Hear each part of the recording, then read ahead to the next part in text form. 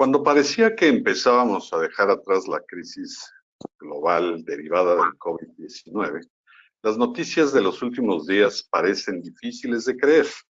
En pleno siglo XXI, una potencia mundial decidió invadir a un país vecino por la sencilla razón de que puede y le interesan los activos de ese país. En nuestra generación, un acto como este simplemente no tiene precedentes. Aun y cuando pudiera parecer que la invasión a Ucrania no tiene mucho que ver con las economías de México y otros países, la realidad es que en las próximas semanas el impacto lo vamos a sentir con toda seguridad. Esto se debe a que la economía mundial y los mercados financieros están interconectados. Durante los últimos años, la intensificación del riesgo geopolítico ha sido una característica constante de la política mundial. Sin embargo, la economía global y los mercados financieros lo han ignorado. Estas palabras son de nuestro amigo y socio NEA Luis Durán y fueron publicadas hoy por la mañana en la revista digital Forbes México. Y me han servido para presentar el tema que hoy sentimos es necesario desarrollar y comprender. Bienvenidos a la hora NEA, hoy 2 de marzo del 2022, siendo las 19:03. Pido a todos los asistentes que desactiven sus cámaras y micrófonos para continuar con este evento. Y mientras lo hacen, agradezco a todos ustedes, miembros NEA, por acompañarnos. Y gracias también a nuestros invitados y amigos que aceptaron estar aquí el día de hoy. Quiero dar un doble agradecimiento a nuestros ponentes de hoy, Francisco González, Javier Estrada y Darinel Herrera, por haber aceptado participar en esto que será un panel dirigido por Rodrigo Llanos, donde esperamos escuchar puntos de vista, argumentos que nos den una mejor idea de qué es lo que está pasando, que nos den conocimiento de causa acerca de las consecuencias que esta guerra traerá al mundo, en especial Europa y las grandes potencias y de manera particular en nuestro México. Triple agradecimiento a Darinel Herrera, que desde Holanda, siendo las 2 de la madrugada, nos acompaña. Gracias, Darinel. Hoy habremos de obviar las semblanzas de nuestros ponentes, a sabiendas que muchos de ustedes conocen sus trayectorias, pero solo mencionar que a través de ellos NEA cuenta con un verdadero acervo intelectual, político y de negocios que los califican de una manera extraordinaria para hoy hablar del tema.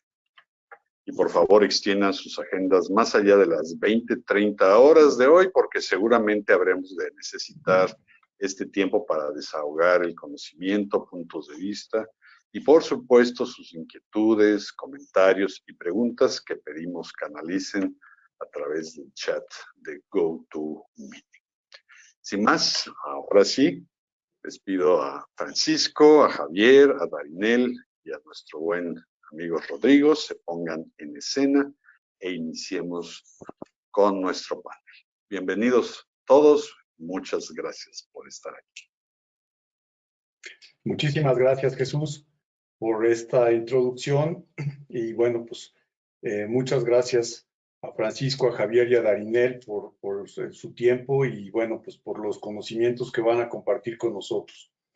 El jueves de la semana pasada, apenas hace todavía menos de una semana, nos levantamos con la noticia de una tragedia que realmente, pues, habíamos quienes pensábamos que todo iba a quedar en un bluff ahí, y una negociación, pero que sí trascendió la frontera mediante el envío de tanques, de aviones y de material bélico para invadir un país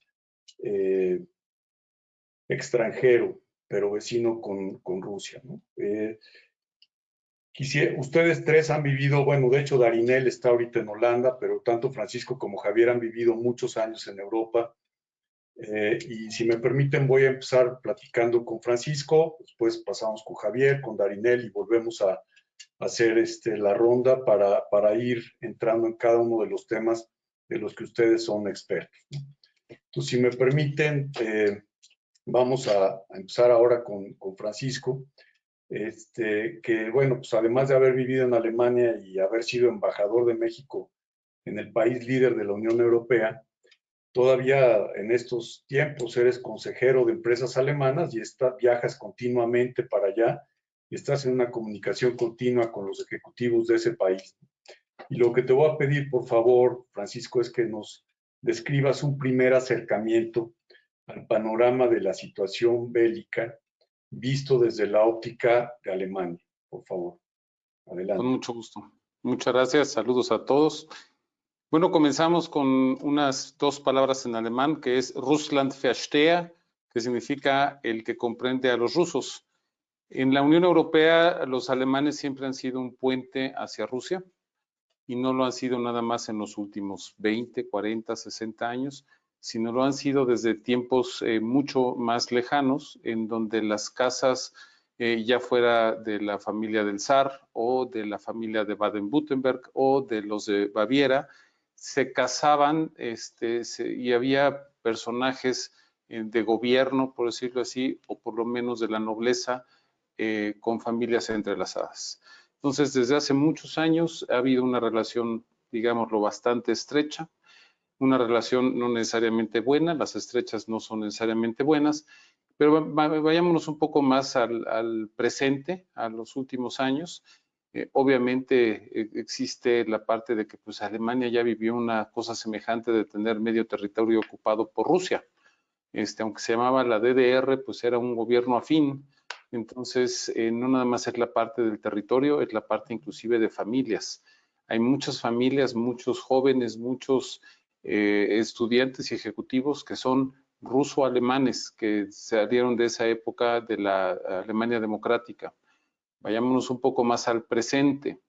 La relación ha sido muy estrecha en los años en la que la señora Merkel estuvo de canciller federal, pues porque Putin habla alemán, él estuvo trabajando en Dresden como parte de la organización de espionaje ruso. Entonces, la relación ha sido cercana, en principio se entiende bastante qué es lo que uno y otro hacen, pero ahora vienen algunas sorpresas. Por ejemplo, el canciller federal alemán anterior a la señora Merkel, el canciller Gerhard Schröder, fue nombrado como presidente del Consejo de Gazprom. Nosotros decimos aquí que un expresidente participó en el Consejo de Iberdrola. Bueno, nosotros en el caso de Alemania, el canciller federal que fue nombrado presidente de Gazprom Alemania, precisamente para ver el famoso ducto Nord Stream 2. La relación, insisto, sigue creciendo, sigue siendo fuerte en esos años. La relación también de quien podía hablarle a los rusos por esta convivencia que hubo, obviamente no por voluntad alemana, pero era muy estrecha. ¿Qué pasa con el momento de la guerra? ¿Qué pasa con el momento? Pues que agarra fuera de base al gobierno alemán, en el sentido de que el nuevo canciller federal Olaf Scholz llega el 8 de diciembre y apenas unos cuantos días después, obviamente meses, pero unos cuantos días después de haber tomado posesión, ocurre esta situación y las primeras reacciones son muy desafortunadas. Deciden enviar un hospital móvil a Ucrania, deciden cooperar con 5,000 cascos para los militares ucranianos. A pesar de esta situación de torpeza, la relación, como decía yo, también de Ucrania con Alemania es estrecha, inclusive el que es el actual alcalde de Kiev es un ucraniano que desde chico vivió en Alemania y se convirtió campeón boxeador en Alemania junto con su hermano. Entonces, esta relación también con Ucrania es bastante cercana, no nada más en el sentido de, como en Rusia, de familias que se conocían y se convivieron, también el movimiento de mucha gente de la DDR, de la Alemania Democrática, se fue a vivir a Ucrania. Bueno, dicho esto y las respuestas torpes, también hubo una del jefe de la Marina alemana, Schönebeck, que declaró que pues había que tenerle respeto a Putin porque pues se había ofendido antes de que estallara la parte de la invasión, tuvo que renunciar. Pero esta parte de desafortunadas declaraciones dejaron a Alemania, inclusive en comparación con Macron, que tuvo una iniciativa mucho más de Estado, aunque dicen que la tomó porque no tiene la reelección segura, sea lo que sea, los alemanes permanecieron un paso atrás, cosa que han tenido que tomar con pasos adelantados y apoyar de una forma clara en el sentido de llevar armamento, de regalar armamento, tierra-aire, para poder defender de ataques de helicóptero o de avión. Entonces, en ese sentido, han tratado de recuperar también con la cancelación del uso del Nord Stream 2 por parte del canciller federal alemán Olaf Scholz. Están buscando hacer cosas aceleradas, pero no necesariamente todo es correcto.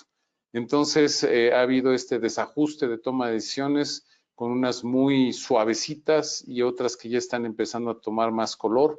Obviamente, las últimas declaraciones son todas en favor de Ucrania y de dejar esta guerra, esta invasión a un lado, y están moviendo todo lo posible desde la parte también empresarial.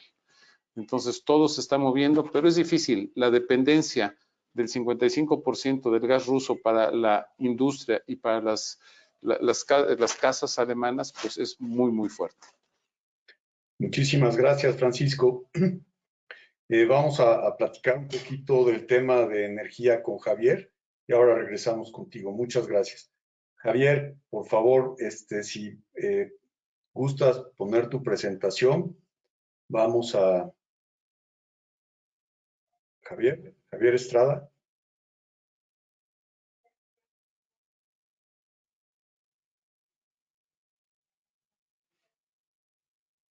Un segundo, espero que ya tengan la presentación. Sí, la vemos perfecto. Muchas gracias. Adelante, Javier.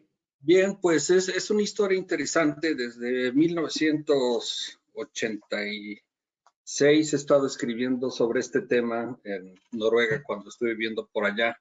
Y esto es una continuación interesante, en particular sobre los mercados de gas natural que se han desarrollado en Europa y que ahora vienen a complicarse con el mismo tipo de prevenciones que se hacían desde aquel entonces sobre cuál era realmente el riesgo que tomaba Europa Occidental al extender su proveeduría de gas hacia Rusia. Entonces ahorita vamos a platicar un poquito, no tanto de la historia de cómo fue, sino más bien ya de los resultados que hoy nos parece van a dar una visión más clara de qué es lo que está en juego en términos energéticos para Europa en particular, pero también para Rusia, luego para México, entre otros, a partir de este evento tan especial.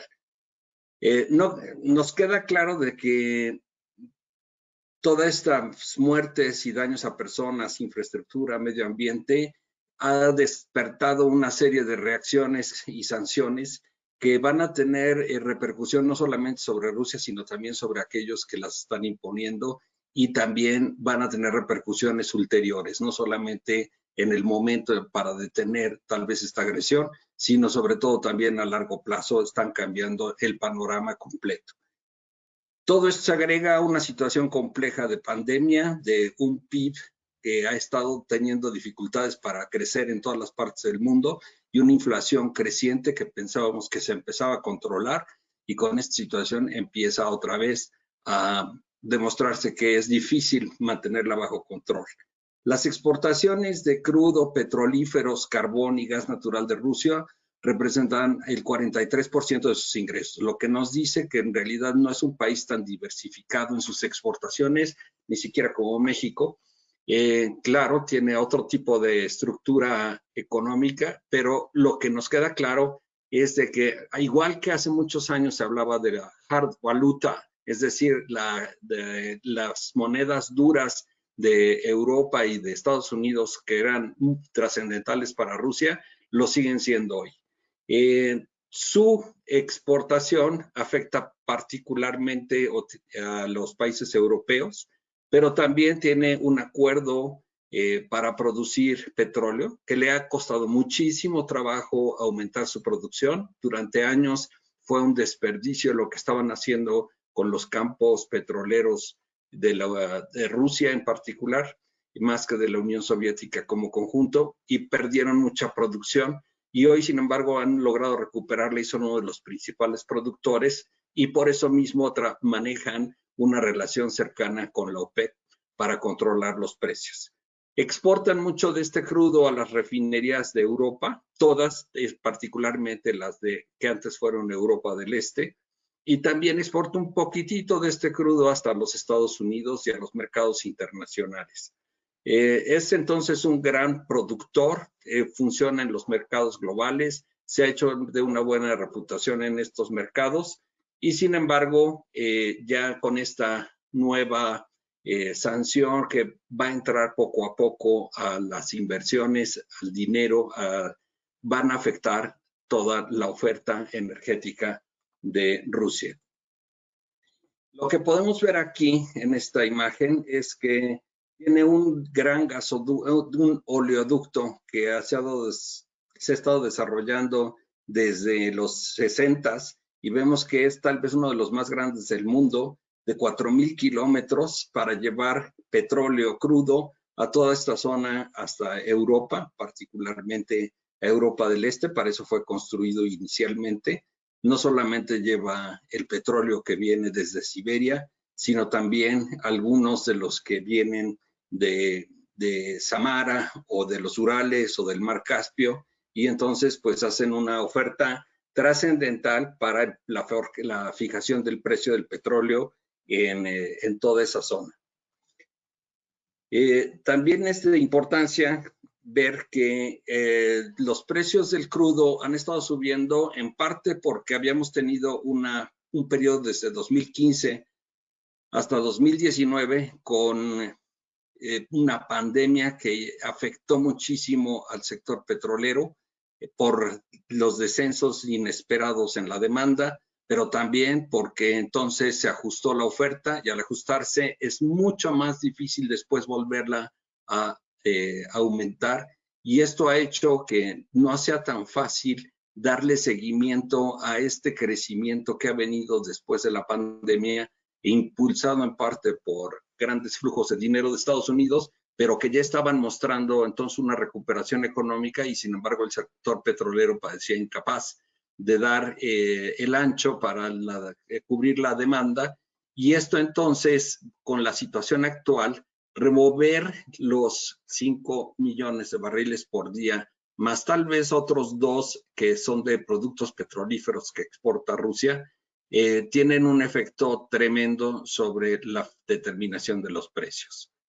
Y antes de este estallido de conflicto, podemos decir que también ya había habido unas señales de dificultades de abasto por parte de Gazprom, que ahorita platicaremos tal vez un poquito de quién es Gazprom, para atender demandas de la Unión Europea. Y es porque estaba subiendo también mucho el precio del gas en esa región. Esto ha beneficiado a muchas empresas petroleras que, como sabemos, desde hace tiempo andan buscando una oportunidad para salirse del negocio petrolero, aunque vamos a ver si es cierto que están haciendo eso, pero al menos en sus programas dicen que tienen planeado salirse del negocio petrolero, y entonces han aprovechado esta oportunidad para anunciar cambios de estrategia de sus inversiones que tienen en Rusia. En particular estamos hablando de empresas como Shell, Exxon, BP, inclusive Equinor de Noruega, que ya se quieren salir de esa producción y de esa cooperación que tienen con empresas rusas. En cuanto al gas natural, como les decía, esta es una larga historia, pero lo que es importante es que Europa occidental precisamente empezó con proveedurías de gas de los Países Bajos y desarrolló toda una industria de transporte que después fue creando una red increíble y a la cual se agregó particularmente Argelia a través de unos ductos que cruzan hacia España, y después toda el área del Mar del Norte en Noruega, que fue interconectada a Bélgica, Zeebrugge, algunas partes de Alemania e inclusive a otras regiones que después se complementaron para dar un muy buen portafolio de bajo riesgo a las importaciones que venían de Rusia. Como podemos ver aquí en estos dibujos, desde muy lejos, desde las penínsulas de Yamal, acá estarían más o menos los Urales, aquí están las otras zonas productoras de Rusia, hasta acá está Moscú. Bueno, pues desde acá, desde lejos, desde Siberia, vienen estos gasoductos que venían cruzando, pasan por Minsk y también pasan por entonces Ucrania hasta llegar a Berlín y después hasta Francia, en París inclusive.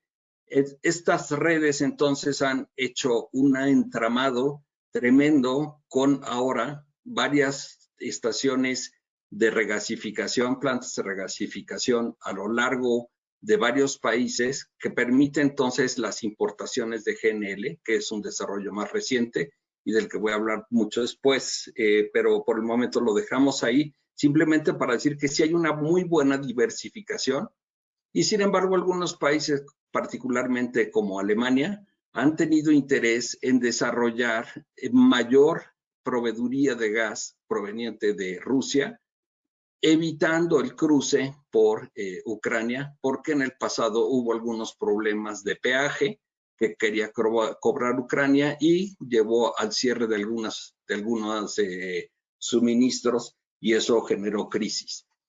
También toda esta zona está cubierta de almacenes, precisamente no solo por la estacionalidad de la demanda, sino también por la incertidumbre. Así es de que eso lo tenemos que tomar en consideración para cuando se habla del riesgo energético de Europa. Los más importantes entonces es este Nord Stream que viene en esta parte y que evita precisamente a Ucrania por este lado y que se habla de su expansión. Aquí vamos a ver que hay muchas de las empresas europeas que están involucradas, como Wintershall, está Nederlandse Gasunie, en la época todavía hasta 2011, y después se juntaron también Shell, Engie, Uniper y Wintershall.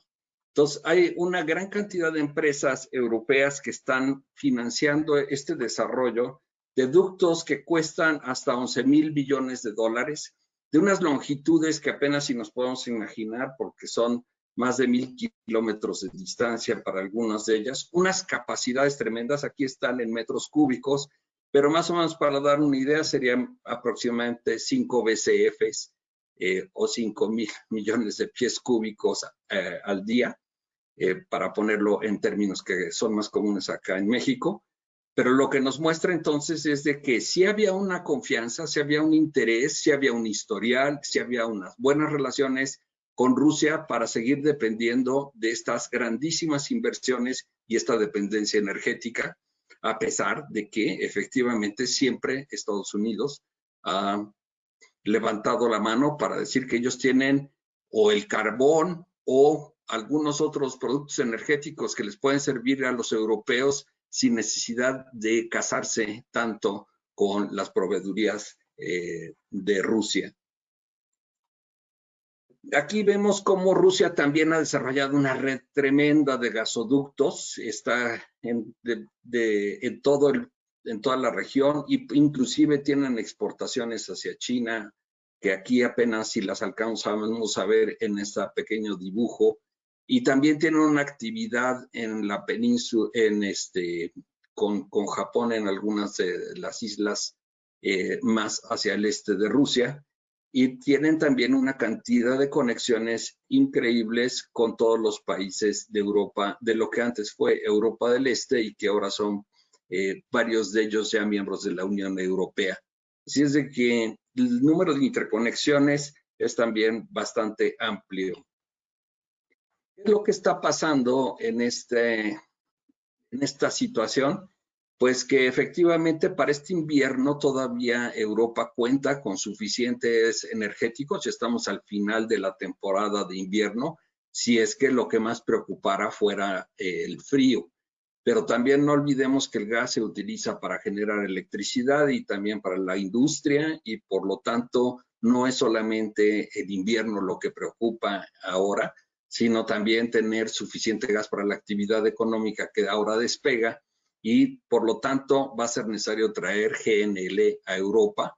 Sí hay, como les decía, muchas terminales de regasificación para traerlo de distintos lugares del mundo, pero no suficientes como para reemplazar de inmediato ni con el precio adecuado las importaciones que hoy se tienen de Rusia. Así es de que viene una pregunta clave, es si efectivamente van a detenerse estas importaciones o qué va a suceder con ellas. Mientras tanto, los países se están preparando con una carrera para tener mayores almacenamientos energéticos y tienen estas posibilidades de todavía utilizar sus almacenes que tienen más de 90 días para cubrir el consumo. Así es de que si no se detienen las importaciones, pues todavía pueden además utilizar sus almacenes. Y como vimos, precisamente se hace un balance de precio de indiferencia entre el costo del gas almacenado contra el costo de importación. Ya habíamos visto que Gazprom había manipulado un poco las exportaciones hacia Europa antes de esta invasión, y por lo tanto ya también los europeos estaban preocupados de la forma en la que se manejan estos mercados y ya sabían que era necesario tener un portafolio más diversificado de proveeduría de gas, sobre todo cuando desapareció Holanda de entre los países proveedores. Seguramente nos van a hablar de eso después. Así es de que Europa Occidental se encuentra en una situación que inesperada. Por una parte, ya había una visión de que la Unión Europea se iba a unir a una transición energética para tener cero emisiones de gases de efecto invernadero, una mejor sustentabilidad, una transición energética total. Pero con esta situación, pues se va a ver obligado que en el corto plazo va a tener que utilizar tal vez hasta carbón y al mismo tiempo va a tener que acelerar sus inversiones en esa transición energética, incluyendo el hidrógeno. Así es de que viene una tendencia, por un lado, de resolver estas situaciones de corto plazo ante la invasión, pero por otra parte, una aceleración tremenda de pasar ya a esta transición energética y a un mayor consumo de electricidad. Tienen también nuevas fuentes de aprovisionamiento. No olvidemos que la visión europea incluye a la energía nuclear, a el hidrógeno, a las renovables y al gas natural como fuentes que sí pueden ser aceptadas en su visión energética. Así es de que tienen que construir una mayor capacidad para recibir el gas natural licuado proveniente tal vez de Qatar, puede venir también por ducto, pero va a venir mucho gas también de Estados Unidos, sobre todo en donde se han invertido y tienen planes de inversión adicionales hasta por 100 billones de dólares en sistemas de licuefacción y transporte para destinado a los mercados europeos y asiáticos.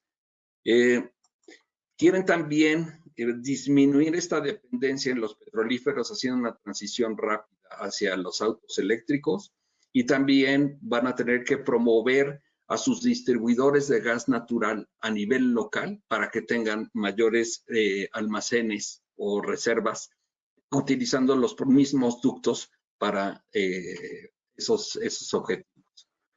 ¿Qué impactos trae entonces esto para México? Bueno, pues todos sabemos que tenemos dos empresas con pérdidas que anunciaron todavía para 2021 y que de las cuales dependemos.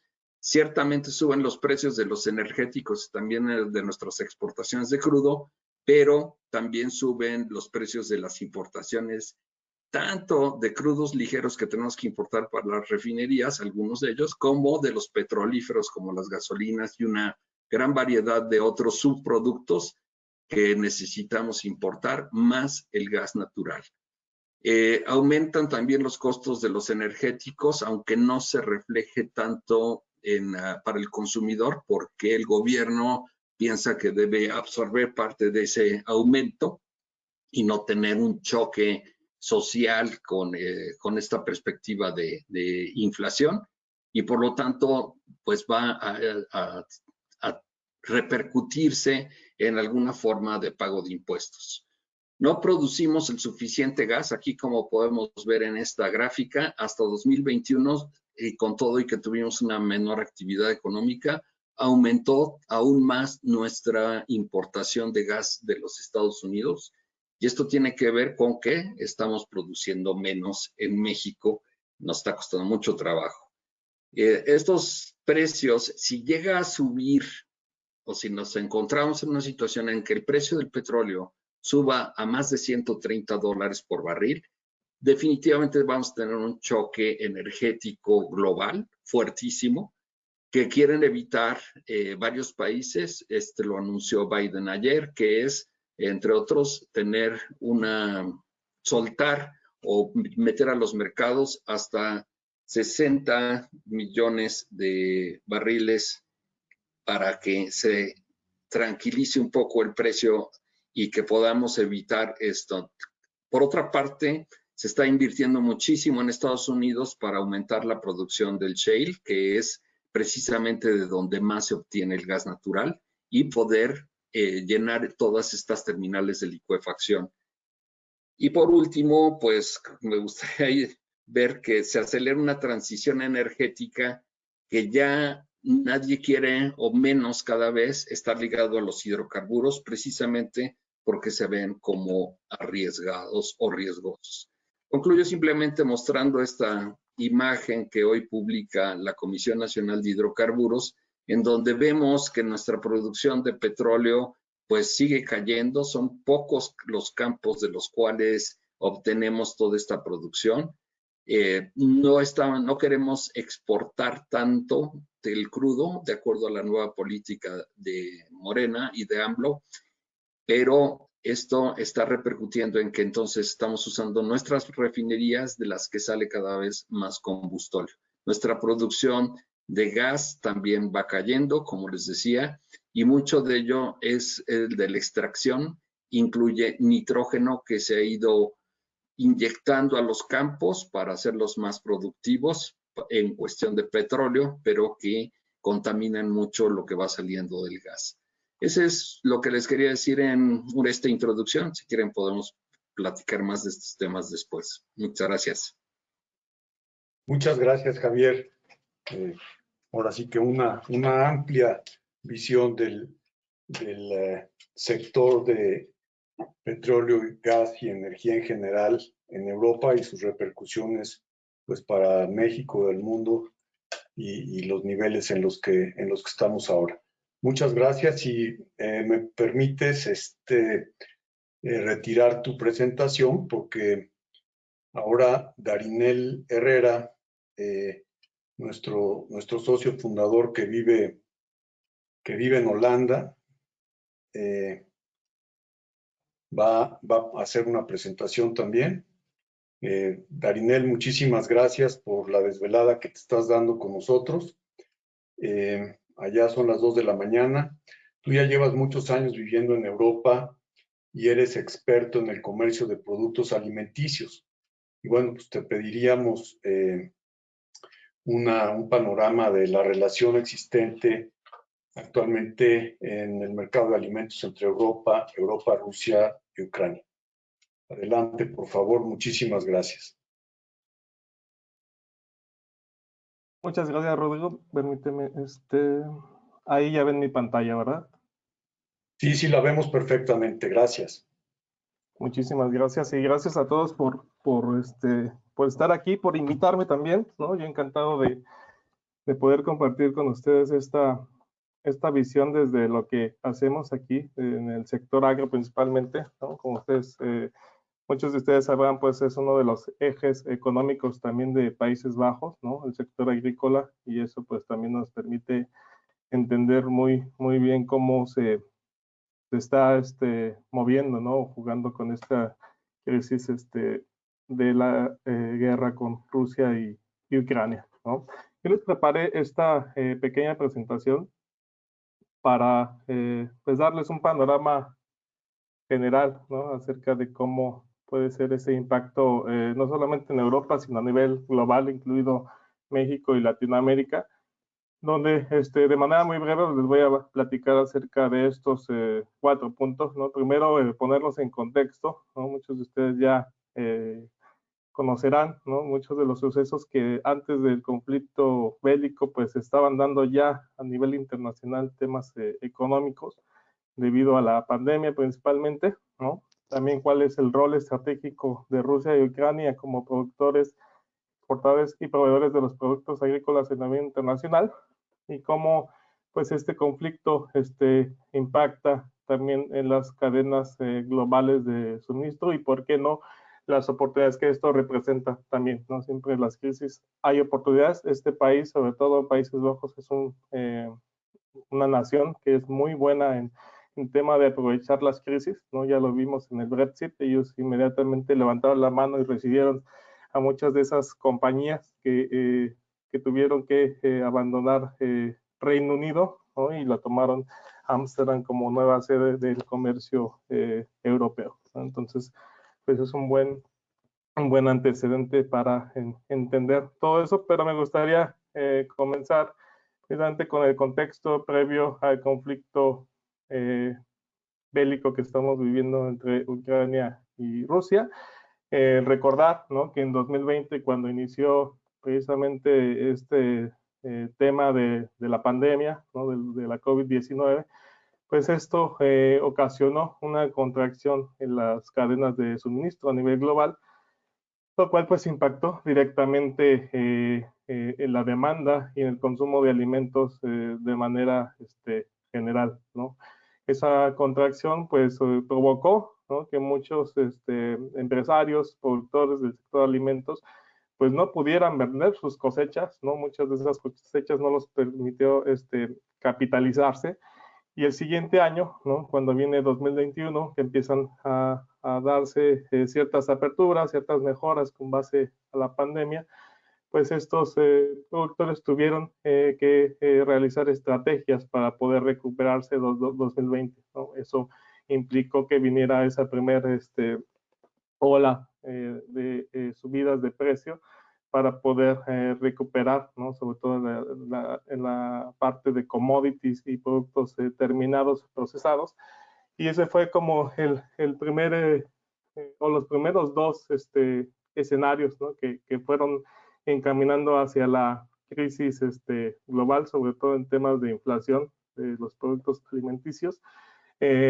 El siguiente hecho que se dio pues fue que aún sigue latente, pues es la crisis de los contenedores, precisamente, donde muchas de esas interrupciones pues provocaron una escasez de contenedores, principalmente con el continente asiático, y lo cual pues vino a generar un efecto adicional de rebote en el costo de los alimentos a nivel general, ¿no? Esto es como el contexto, ¿no?, previo al conflicto bélico, para darnos una idea pues de cómo impactó esta inflación. Pues aquí les menciono, ¿no?, que el precio del pan, por ejemplo, en Latinoamérica, pues subió aproximadamente 72% por temas de las alzas del trigo, ¿no? Eso ya previo al conflicto bélico. Entonces, pues aún el conflicto bélico vino a acentuar, ¿no?, esa subida generalizada de los costos de los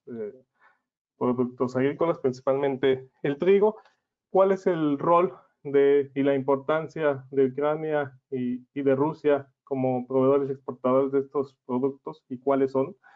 Pues en primer lugar tenemos a Rusia, ¿no?, precisamente, que además de ser una potencia en temas de energía, ¿no?, precisamente de petróleo, pues también es el mayor exportador y proveedor de trigo del planeta, ¿no?, delante de los Estados Unidos, lo cual pues lo posiciona también en un lugar que le permite mantener cierta estabilidad, ¿no?, en su cadena productiva. En términos de producción, Rusia también ocupa el tercer lugar después de la India y China. Y el trigo ruso representa aproximadamente el 70% de las importaciones de Turquía, Azerbaiyán y Egipto, ¿no? También uno de sus principales mercados, por lo cual también muchas de las sanciones económicas, pues desde la perspectiva rusa realmente no impactan de una manera tan significativa, ¿no? Obviamente sí impactarán en su economía, pero ellos el mayor eje o el principal eje económico que mantienen sobre todo con esos productos es con China y con estos países, ¿no? Entonces, pues ellos tienen muy clara esa estrategia, ¿no? Precisamente poder controlar la llave energética y también pues el poder jugar, ¿no? Con esta fluctuación de los productos agrícolas como es el trigo principalmente. Y la parte de Latinoamérica, sobre todo, pues Rusia, no olvidar, ¿no? O saber que es uno de los mayores productores de potasa, fosfato y todos aquellos ingredientes, ¿no? O materias primas necesarias para desarrollar diversos tipos de fertilizantes, ¿no? Eso es muy importante, es la parte donde principalmente estará impactando en Latinoamérica. Latinoamérica, México también es uno de los principales importadores de este tipo de fertilizantes que vienen precisamente del continente y del territorio ruso. Desde la parte de Ucrania, es también, ¿no? Uno de los países que es considerado también uno de los graneros de Europa. Es el cuarto exportador mundial de maíz, ¿no? Podría convertirse en el tercero detrás de Rusia y Estados Unidos. Precisamente en ese proceso se encontraban antes del conflicto bélico.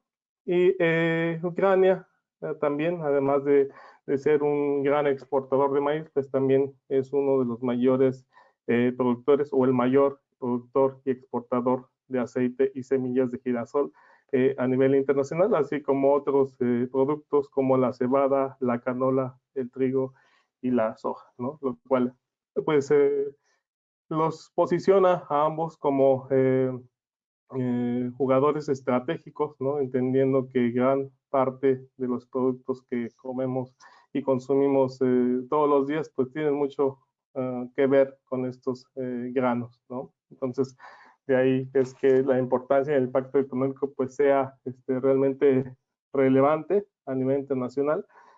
Ucrania alberga también el 25% del suelo negro y súper fértil del mundo, con el 70% de su tierra utilizada para la agricultura. Por eso es que se considera pues una potencia agrícola, ¿no? Que es proveedora principalmente de diversas naciones, como lo es también Países Bajos, ¿no? Es un gran proveedor de granos de Países Bajos, de países como Estados Unidos y del resto de Europa, lo cual pues va a generar diversas consecuencias si no se continúa con la cadena de producción y de suministro. Los impactos, precisamente, o los principales impactos que desde mi perspectiva podrían estar originando estas contracciones o estas interrupciones de la cadena, pues precisamente es porque, como les comentaba, ¿no? Rusia y Ucrania son países claves en el abastecimiento mundial de estos productos. Ambas naciones, para darnos una idea, representa el 29% del mercado global de exportación de trigo, ¿no? Lo cual pues es una parte muy importante, ¿no? De lo que representa este producto a nivel global, y cualquier implicación precisamente en su producción, abastecimiento y comercialización pues estaría traduciéndose en una presión inflacionaria que ya pues, la venimos viviendo desde hace algunos meses con el tema de COVID-19 y la crisis de los contenedores, pero que viene a acentuar esta crisis de aumento del costo de los alimentos.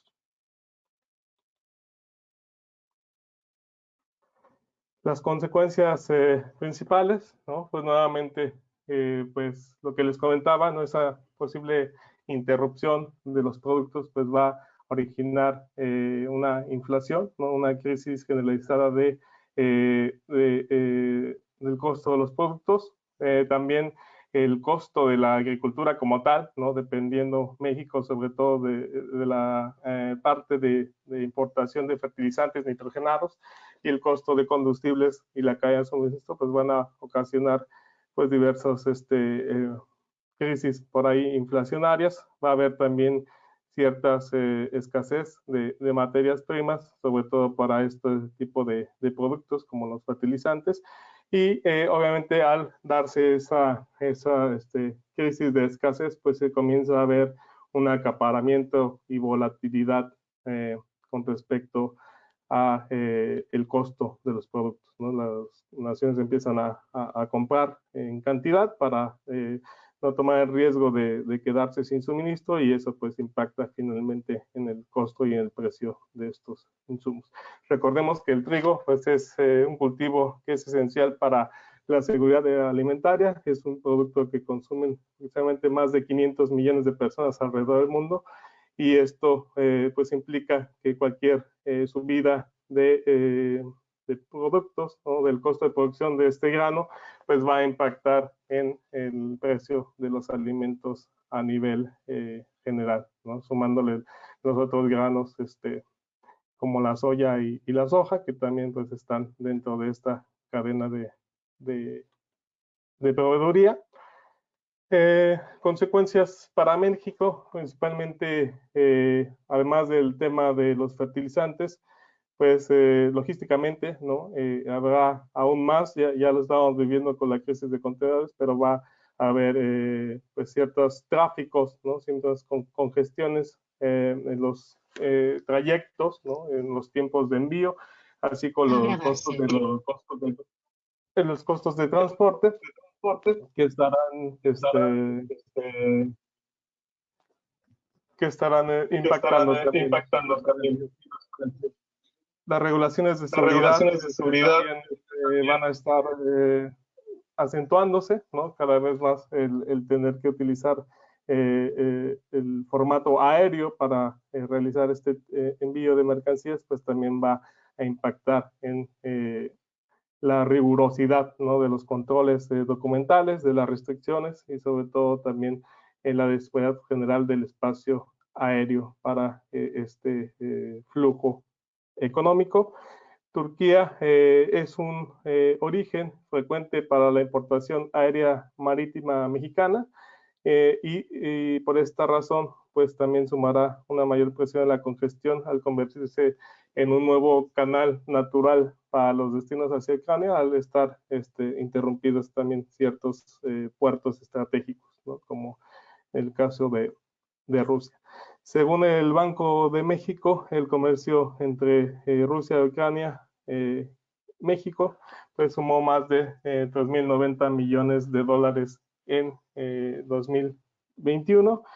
Y por ahí preguntaban qué es lo que importa México de Rusia y Ucrania, pues son principalmente materias primas para la elaboración de pesticidas, además de muchos de los productos derivados también del sector agrícola, como lo es el tequila, la cerveza, entre otros productos de carácter tecnológico principalmente.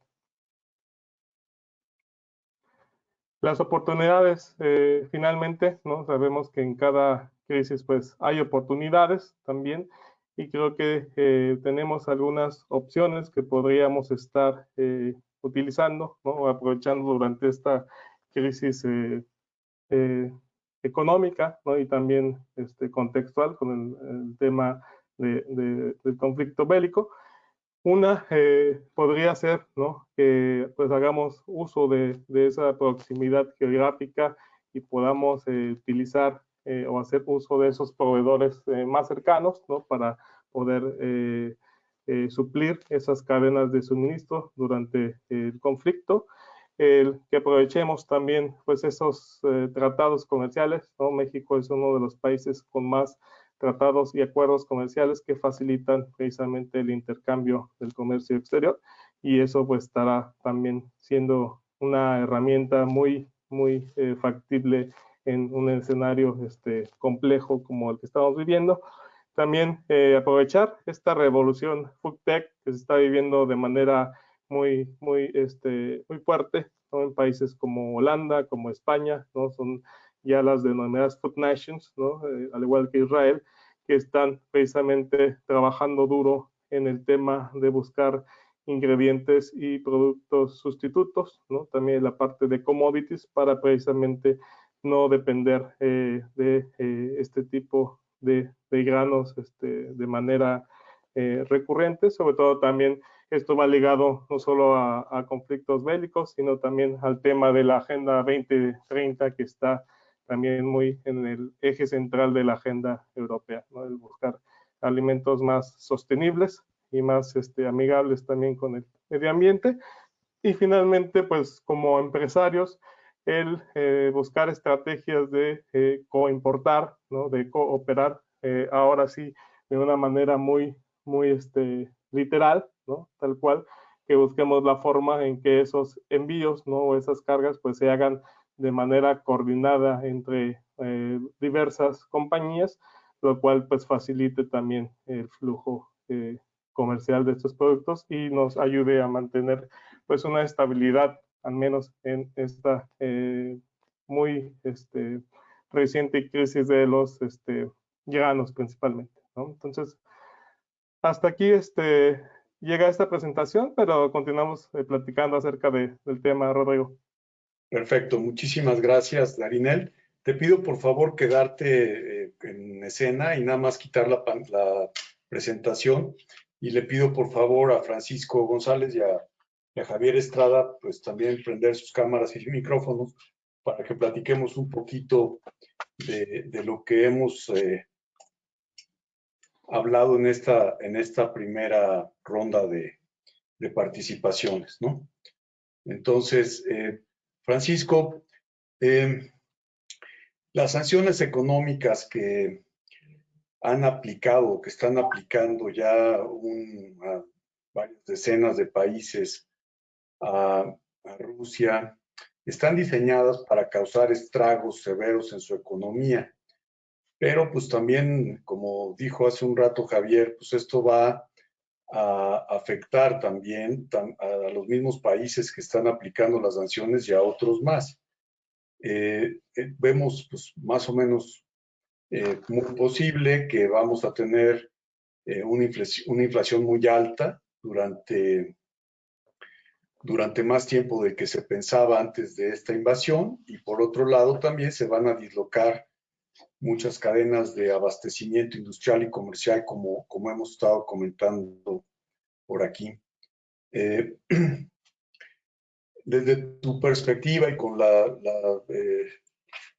visión que tienes desde Alemania, ¿cuáles crees tú que van a ser los sectores más afectados y qué alternativas se están considerando para subsanar esos daños? Claro que sí, Rodrigo. Primero hay que dimensionar la verdad del tamaño de Rusia, que a pesar de tener una gran extensión, no es la economía que refleje esa extensión. Es mucho más chica que España, por ejemplo. Entonces, en ese sentido, el impacto en el comercio mundial por las sanciones a Rusia son importantes, pero no son estrujantes. Su caso importante, obviamente, es la parte de energía, gas y petróleo, como ya lo explicó muy bien Javier. Tocando este punto, la aplicación de sanciones las hay de tres tipos básicamente. Las masivas, que son las de SWIFT, por ejemplo, que es prohibir que haya transferencias entre bancos rusos o algunos bancos rusos, y eso afecta mucho al de a pie, al ciudadano de a pie ruso y al ciudadano de a pie mexicano que esté haciendo transacciones, porque no se va a poder hacer pago del uno al otro. En el caso de las transacciones con gas, efectivamente también se verían suspendidos la recuperación del dinero por parte de Rusia, pero no necesariamente del pago, o sea, no se permite la transferencia, pero queda el dinero ahí. ¿Qué implica? Pues que Rusia tendría un tipo de ahorcamiento en flujos, como ha sido el caso concreto de Irán. Me tocó estar en Irán varias veces y es una propia forma de hacer sus transferencias entre mismo país. No se pueden montar con SWIFT, no pueden usar Visa ni Mastercard ni American Express, por supuesto, pero llega un momento en que brincan esto. Se ha mencionado también que Rusia podría utilizar algunas infraestructuras chinas para hacer pagos. Yo no creo que necesariamente sean los mejores amigos China y Rusia, pero bueno, el caso es que SWIFT es una medida drástica, fuerte, pero las pérdidas del sector serían más que nada seguramente el energético el más afectado. La parte de bloquear reservas, pues Estados Unidos pudiera tomar las decisiones desde la Fed, pudiera hacer cosas muy centralizadas junto con el Banco Central Europeo, pero aún así Rusia es el país con más reservas de oro ahorita en este momento. ¿Qué significa eso? Que pues no tiene la necesidad del uso de reservas de otras monedas. Siempre se tiene la necesidad, pero tiene una estructura muy sólida de oro. Y la otra que se ha empezado a revisar es el ataque en lo individual, que aunque va contra derechos humanos, es atacar a los oligarcas rusos. Tanto así que, por ejemplo, Abramovich, el dueño del Chelsea, ya dijo que se va a vender el equipo y todos los beneficios de esa venta van para el pueblo ucraniano. Entonces ya empieza a haber ciertas cosas distintas de otros momentos en la historia. Y aquí me gustaría comentar, ya ha habido invasiones, lo comento porque Jesús comentaba que no ha habido invasiones. Rusia ya había invadido a Georgia, Rusia ya había invadido a Ucrania, concretamente la península de Crimea. O sea, ya había habido movimientos de invasión. Lo que no había habido era ataque frontal, como es en este caso.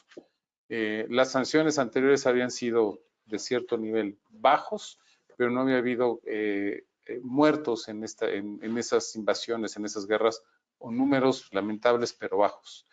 En este caso está siendo una ofensiva masiva, está siendo, por lo que se está hablando también de medidas masivas. Y aquí, comentando lo que me brinco en sectores afectados, algunos vienen por billar, por carambola.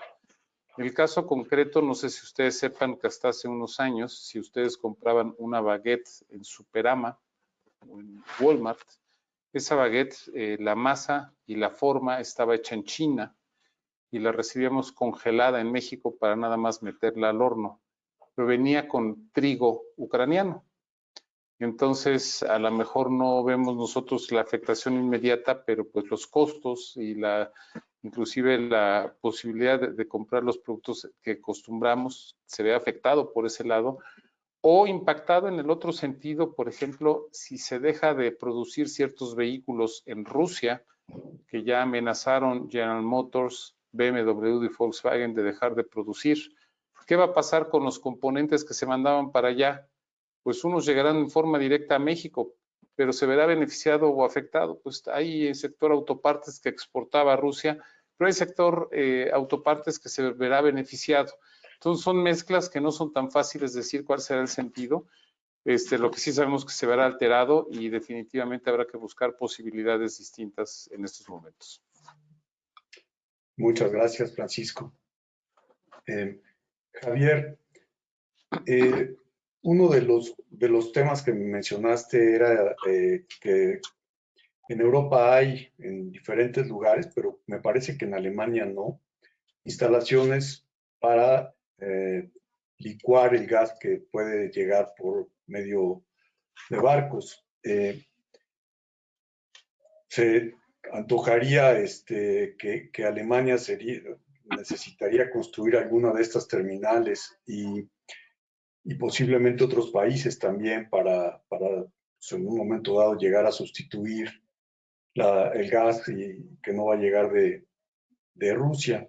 ¿Cuánto tiempo toma construir una de estas plantas para que realmente pudiera estar operando? Y yo lo que por ahí leí es que el costo del gas licuado es un 50% mayor que el gas que puede llegar o que estaba llegando a través de oleoductos a Europa. Estos datos sí son, digamos, verídicos o cuál es el costo, de qué manera se impactaría el costo de la energía en Europa, porque bueno, tienen, como decías, 90 días de reservas, etcétera, pero pues 90 días se pasan volando, ¿no?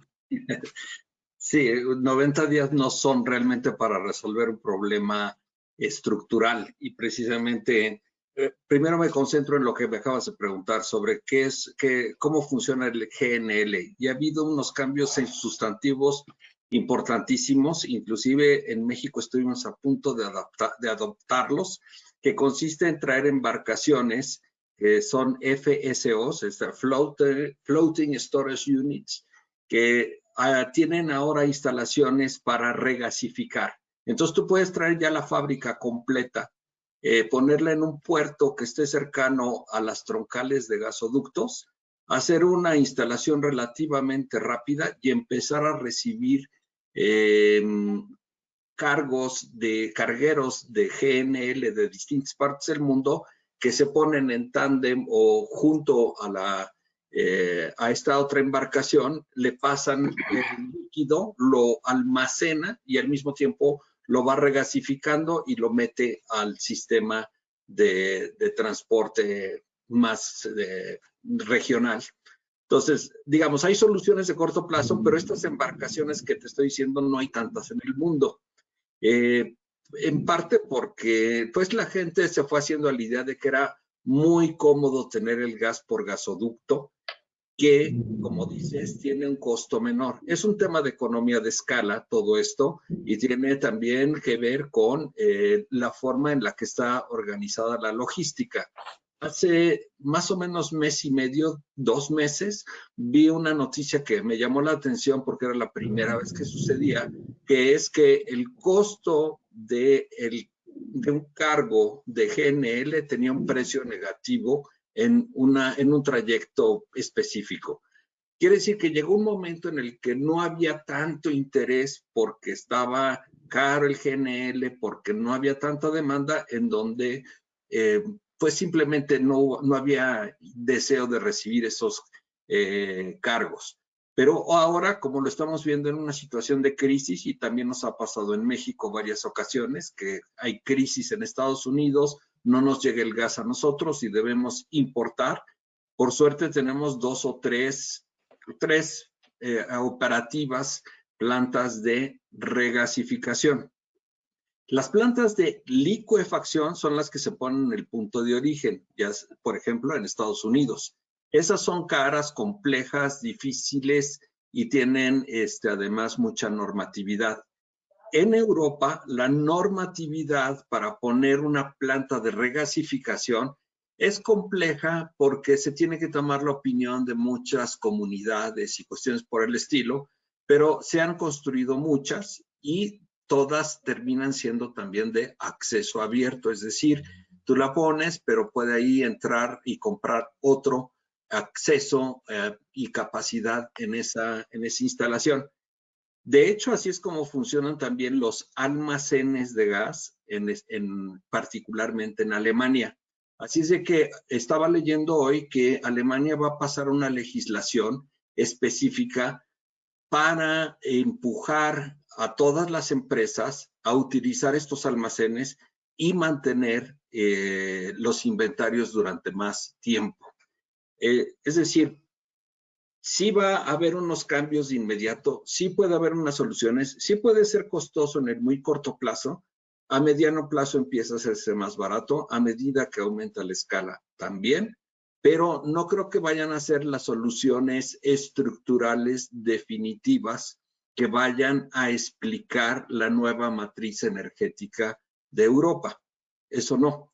Yo creo que van a regresar a su visión de disminuir su consumo petrolero, tal vez también de disminuir parte de su consumo de gas, aunque es indispensable ese gas, igual que lo nuclear, para tener una base en los sectores eléctricos que realmente puedan darle el soporte a la entrada de las energías renovables. Entonces, aquí nos encontramos en una situación de muy corto plazo que se tiene que resolver versus una visión que ya está estructurada de largo plazo para toda la Unión Europea y varios países también, incluyendo Estados Unidos. Y la pregunta es aquí si la coyuntura le va a ganar a la estructura. Correcto. Eso es precisamente lo que vamos a estar discutiendo, yo creo que en este año. Sí, mira, aquí Óscar Becerril nos hace una pregunta que creo que va enfocada a tu área de especialidad, que es ¿cuánto tiempo tardaría Europa en reducir su dependencia del gas con otras tecnologías, como por ejemplo la nuclear. Y aquí, bueno, pues la pregunta es si en Alemania estarían dispuestos a volver a la energía nuclear, ¿no? Porque de hecho fue una gran victoria para el Partido Verde, ¿no? En Alemania el haber logrado después de aquel tsunami terrible allá en Fukushima, en Japón, como que hubo una coyuntura que aprovecharon muy bien los verdes en Alemania y sirvió para de plano pues dar para atrás a toda la infraestructura para generación de energía nuclear en Alemania, ¿no? ¿Tú crees que esto pueda llegar a volverse a considerar? Es difícil, en el caso de Alemania es muy específico. Sabemos, por ejemplo, que Francia no solamente tiene una gran tradición, sino que tiene un avance tecnológico impresionante. Se están haciendo pequeñas plantas nucleares en distintos países. De hecho, estamos hablando ya del futuro. Se habla de que tanto China como Francia se están enfocando en el mercado de las pequeñas plantas nucleares, que dan abastecimiento a comunidades de hasta 200,000 habitantes, 300,000. Okay. Yo creo que eso, además no olvidemos la estructura del mercado eléctrico europeo, que funciona de una manera que no a todos les acomoda, pero que funciona muy bien. Por ejemplo, toda la hidroelectricidad de muy bajo costo que se genera en Noruega, al final termina teniendo un precio de toda Europa, y entonces a los noruegos eso que antes les salía muy barato, ahora les sale ya muy caro. Entonces van a venir una serie de ajustes también en esos mecanismos de... Los alemanes van a terminar comprando energía nuclear, pero de Francia o de algún otro país. Entonces yo creo que ya no lo podemos ver exclusivamente como un país, sino como una Unión Europea. Una región, perfecto. Muy bueno, muchas gracias. Francisco, ¿quisieras agregar algún comentario a este tema de la energía en Alemania? Con mucho gusto. Desde el año 2011, como comentabas, por Fukushima se consigue la no operación de las plantas nucleares o irlas cerrando de acuerdo a su ciclo. En ese sentido, también la parte de carbón, ya sea fuera vegetal o mineral, también empieza a reducirse y se da fuerte impulso a la parte solar y eólica. Cosa curiosa, solar en un país con poco sol, pero de todos modos se dan subsidios desde casa y se da subsidio también a la empresa. Por cierto, el único productor mexicano de fotoceldas, no me refiero de paneles, de fotoceldas. El grupo IUSA de Carlos Peralta tiene su planta de Solar Blue en Alemania. Entonces, la tecnología magnífica, el desarrollo fundamental, pero yo digo que la energía nuclear no reconoce fronteras. Si estalla o si hay un accidente en alguna central nuclear, pues no va a decir no tengo pasaporte y me quedo de este lado de la frontera. Lo digo porque los franceses tienen todas sus centrales nucleares en la frontera, ya sea con Bélgica o con Alemania. Y uno de los principales productores de energía en Alemania, la compañía de Baden-Württemberg, es prácticamente propiedad de los franceses. Entonces ya están dentro, no necesariamente es que la compren fuera, sino que la venden en Alemania, la parte de la energía eléctrica, aunque los verdes están pidiendo que sea una composición no nuclear, lo que venga de Francia tiene un componente muy importante. Y la reconversión en Alemania hacia nuclear, pues prácticamente ya es imposible en el corto plazo, es posible en el largo plazo. Sería realmente la parte de carbón lo que entraría y sería altamente contaminante, y como decía Daniel, la parte de los objetivos del milenio pues estarían prácticamente olvidados si es que se tuviera que hacer alguna cosa drástica en cambio de tipo de energía, porque la parte solar y la parte eólica no es suficiente para el cambio que se requiere. Muchas gracias. Marinel, aquí también Óscar Becerril nos hace una pregunta muy concreta. Si México está importando maíz de Ucrania, nos dijiste que sí, que entre Ucrania y Rusia se importan $3,000 millones de granos y de elementos para hacer fertilizantes. Pero su otra pregunta es si con esta situación bélica entre dos importantísimos productores de trigo y también de maíz, si esto tú ves que impacte también no solo el precio del trigo, sino también el de maíz. Digo, en los commodities normalmente cuando sube el trigo suben todos, ¿no? No sé. Sí, totalmente, ¿no? Realmente el impacto no es tanto directamente por la importación, realmente México no importa un porcentaje importante de trigo y maíz, ¿no? De Rusia a Ucrania, pero sí, sin duda, va a impactar en los precios precisamente por lo que comenta Rodrigo, porque es un commodity y al final la fluctuación de estos precios pues, va a estar impactando a nivel global, ¿no? Ya lo está haciendo y ese sería más bien esa ola, ¿no? Que viene a impactar el tema inflacionario en el costo de los alimentos. Muchas gracias. Bueno, por aquí nuestro socio también muy estimado, José Treviño, nos dice que le parece muy importante que Alemania haya aumentado su gasto en defensa por primera vez desde la Segunda Guerra Mundial. Lo que yo entiendo es que su gasto de defensa andaba por ahí de 1.2, 1.3 del PIB y que lo que dijeron en estos días el canciller Scholz es que se iban a ir arribita del 2% y iban a invertir anualmente a partir de este año 100,000 millones de dólares. No creo que fue el dato que dio. Sí es así, ¿verdad, Francisco?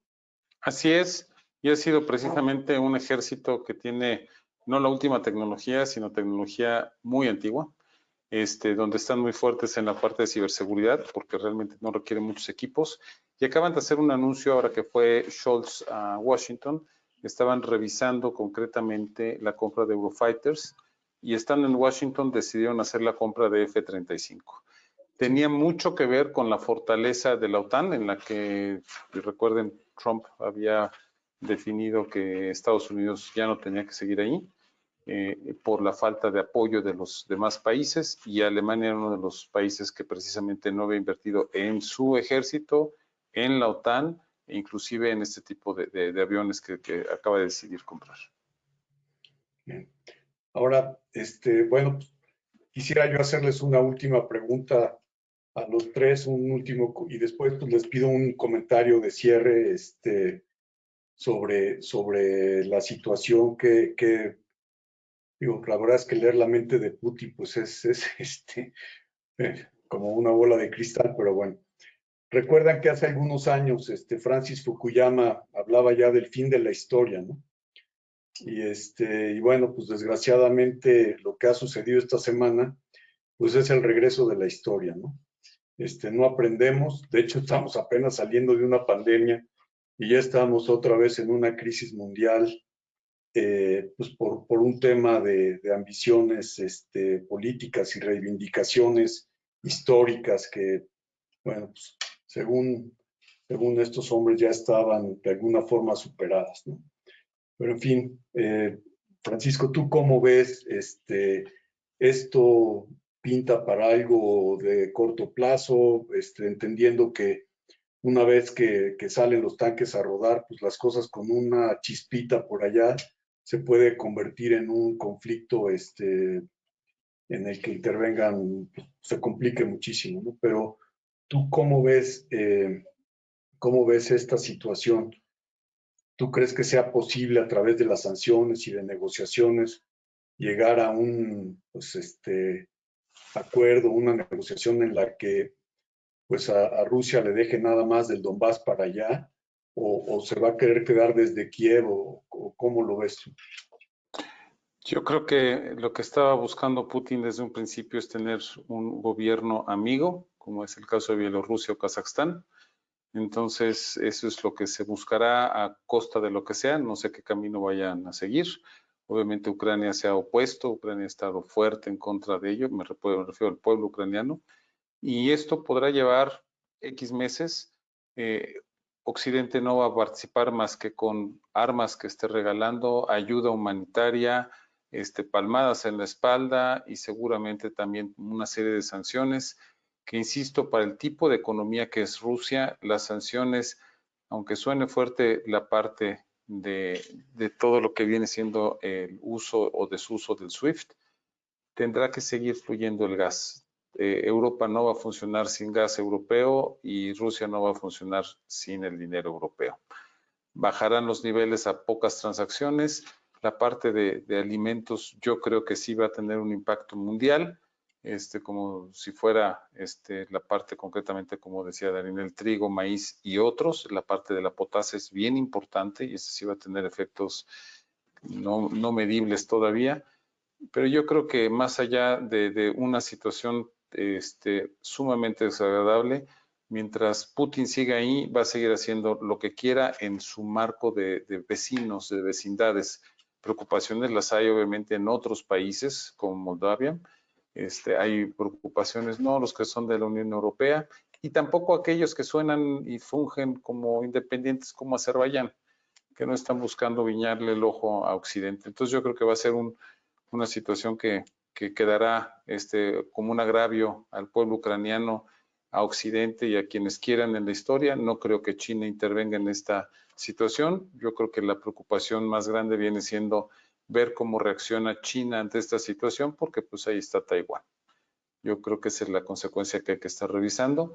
Esta yo creo que ya no es que sea batalla perdida. Yo espero que dejen de matar gente, termine la batalla, y la parte de gobiernos de un lado o de otro, pues aquí vemos también que Morena está apoyando al pueblo ruso a través de sus juventudes. O sea, se ven cosas de todo tipo en todos países. Entonces, esperemos que ya termine la invasión. Muchas gracias. Sí, de hecho, leías de estos días que Azerbaiyán se había resistido a firmar un acuerdo de mutua defensa con Rusia, y ya lo acaba de firmar, creo que el sábado o algo así. Así que ellos ya dijeron, ya, aquí estamos, queremos paz, ¿no? Bueno, pero bueno, Javier, ¿tú cómo ves, cuál sería tu comentario de cierre sobre esta situación? Bueno, me llama la atención que realmente en Rusia no se ve un heredero después de Putin, al menos no se ha identificado una persona que esté esperando o que ya se haya visto ungida para tomar el puesto, y por lo tanto esta aventura que se aventó Putin puede de repente resultar en que su propia población quiera encontrar ya la alternativa de quién es el siguiente, además de tantos años que lleva él en el poder. O sea, nos falta ver qué es lo que va a pasar en Rusia como consecuencia de esta acción. Y me llama también la atención que los alemanes hubieran invertido tanto tiempo y tanta dependencia con Rusia, tanta cooperación que tuvieron con ellos durante tantos años, a pesar de que parecía que no era el socio adecuado, y sin embargo sus análisis, y yo no creo que no lo hayan hecho,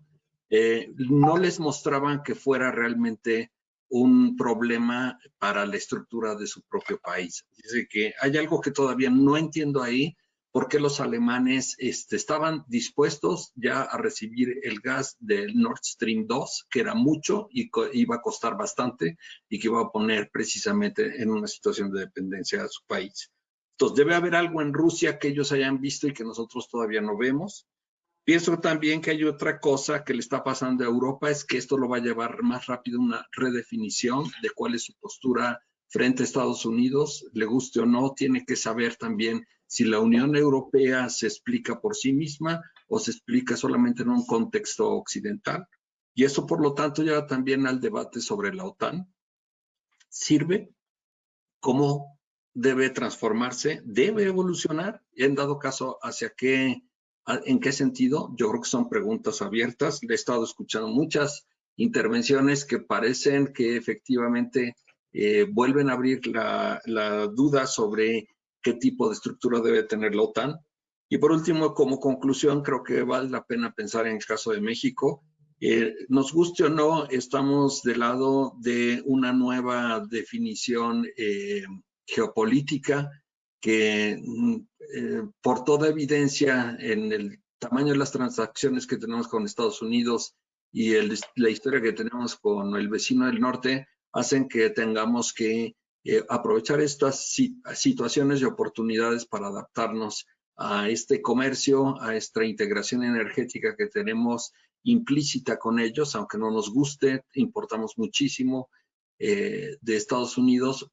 Si suben los precios en Estados Unidos, suben también aquí y viceversa, no es el caso. Entonces vamos a tener que encontrarnos ante una adaptación en la que vamos a tener que ser más claros sobre la parte del mundo en la que vivimos.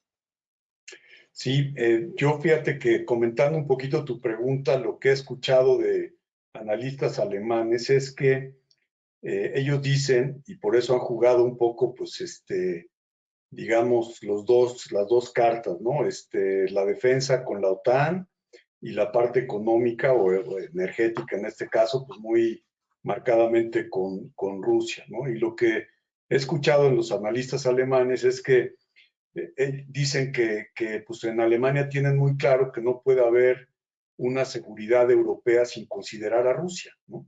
Esa es la parte que ellos han machacado. Bueno, lo que yo he estado escuchando con mucha insistencia es eso. Y la verdad es que, pues en algún punto tienen razón. Ellos lo que no quieren, me imagino, es ningún tipo de guerra, pero lo que sí es que también es claro que no pueden jugar las dos cartas como lo han querido jugar por estos últimos años, ¿no? Y que sí, como bien dices, yo creo esto va a tener que irse redefiniendo por regiones, ¿no? Al final del día, tanto en Asia como en Europa y en América, ¿no? Pero en fin, mira que hay un comentario muy interesante de tu hermano Rubén. Y bueno, tiene razón, no hablamos de los ciudadanos rusos. Rubén dice que a él le parece claro que más pronto o más tarde Putin va a regresar con la cabeza baja, aunque consiga algo de lo que buscaba. Y también le parece claro que en Rusia no se regresará a las formas sociales, políticas y financieras que había antes de esta invasión. Esto representa una grave afectación a los ciudadanos rusos que no merecen. Y piensa que la solución final incluye el destierro de Putin fuera de la vista mundial y la llegada de un nuevo líder que sin doblar las manos no tenga las mismas ambiciones geopolíticas ni de poder. Desde luego, pues lo que ha hecho Occidente ahora es hacer de Rusia, del pueblo ruso, un paria, ¿no? Sacándolo de todos los certámenes deportivos internacionales y las tarjetas y bueno, todo lo que hemos hablado de la industria y demás. Creo que ya se salieron también Facebook y Apple y quién sabe cuántos, ¿no? De operación y bueno, pues ciertamente los ciudadanos rusos no lo merecen, pero por otro lado, pues el que se avengan a tener ahí a un dictador autoritario, pues tampoco los favorece, ¿no? Ayer o antier metieron a 5,000 manifestantes a la cárcel. En Rusia, 5,000 personas que estaban manifestando en contra de la invasión, los 5,000 al bote, ¿no? En fin. Pero bueno, Darinel, ¿cuál sería tu comentario de cierre, por favor? Gracias, Rodrigo. Pues retomando los comentarios de Francisco y Javier también, ¿no? Creo que históricamente estamos viviendo un punto de inflexión muy importante a nivel global, ¿no? Una reestructura geopolítica, como lo comentaba en la presentación, creo que antes del conflicto, ¿no? Desde el tema de COVID-19 ya estamos viviendo reestructuras incluso tecnológicas y de muchos factores sociales que han estado reconfigurando, ¿no? El tema de hacia dónde el mundo se tiene que dirigir y hacia dónde nos tenemos que encaminar, ¿no? También con el tema de la Agenda 2030. Y creo que si algo aprendimos durante este periodo fue precisamente esa palabra de incertidumbre, ¿no? Aprendimos a vivir con incertidumbre, ¿no? A partir de la pandemia y creo que eso nos ha ayudado a desarrollar esa resiliencia finalmente, ¿no? Y a poder aprovechar las oportunidades durante las crisis, ¿no? Entonces creo que eso es con lo que me quedaría, ¿no? Que aprendamos a aprovechar las oportunidades que están en las crisis y sobrellevemos esto y entendamos que el mundo pues está cambiando y se está reconfigurando día a día, ¿no? Gracias, Francisco. Y Javier, ¿algún comentario sobre la situación de los ciudadanos rusos, el pueblo ruso, Putin dentro de Rusia, algo así? Yo no tengo, porque realmente no tengo tal conocimiento. Simplemente tengo las impresiones de quienes leemos periódicos y revistas, no podría opinar. Gracias, Javier. Francisco. A mí me tocó abrir la oficina de ProMéxico en Rusia. Me tocó convivir mucho con Rubén Ventral del Río, que fue embajador por allá. Me tocó estar varias veces en turismo en San Petersburgo, en Moscú, y me tocó estar inclusive en Novosibirsk, en la parte de Siberia.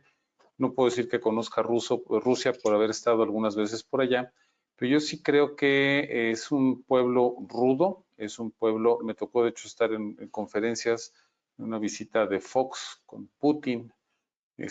Los negocios como se manejan son muy extraños. Me tocó llevar empresas de alimentos a las ferias de alimentos por allá, y el ruso es muy independiente, pero a la vez también muy alineado.